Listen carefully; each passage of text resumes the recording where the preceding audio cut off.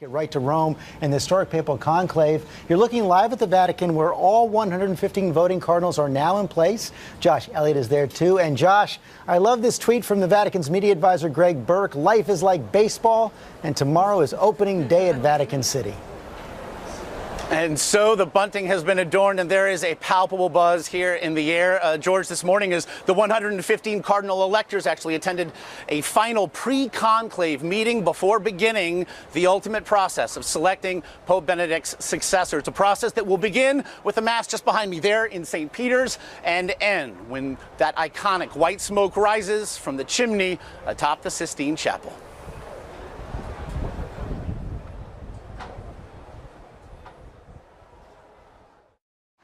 This morning in Vatican City, under a blanket of clouds, the curtains being hung, a literal shrouding of the process to elect a new pope. Fewer than 24 hours from now, the College of Cardinals, made up of 115 cardinal electors, will move into the Conclave House Santa Marta in Vatican City, where they will be isolated from the rest of the world. That decision, I think, is probably a source of great anxiety, of a sense of responsibility on your shoulders. Now, the possibility that you might be elected makes it even worse. I mean, and I think it's very natural for them to be a little bit terrified. At 10 a.m., they'll attend Mass at St. Peter's Basilica.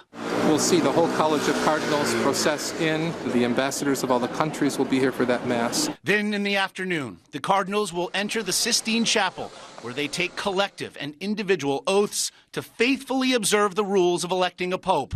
They'll promise to keep everything having to do with the election secret. The cardinals will sit in 2 rows on either side of the room to fill out their ballots in silence.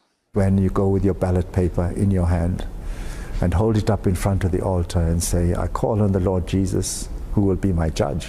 That's really a moment of intense, I'd say, emotion. Once counted, the ballots will be read aloud, recorded in a ledger, then burned in this iron stove, which will send that iconic smoke up the chimney.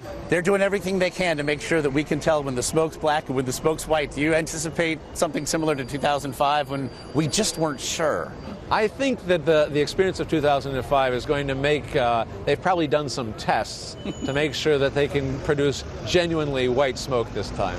To get the required 2/3 majority, the next pope will need 77 votes to be elected.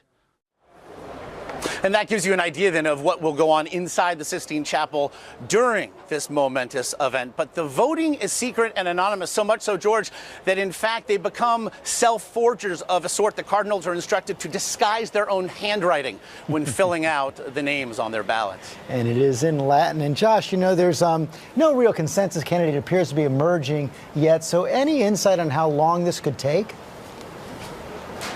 Well, George, as you know, there is precedent both ways. There was a conclave that occurred in the mid-1200s that lasted almost 3 years. However, it has been over 100 years since we've seen a conclave last even longer than 5 days.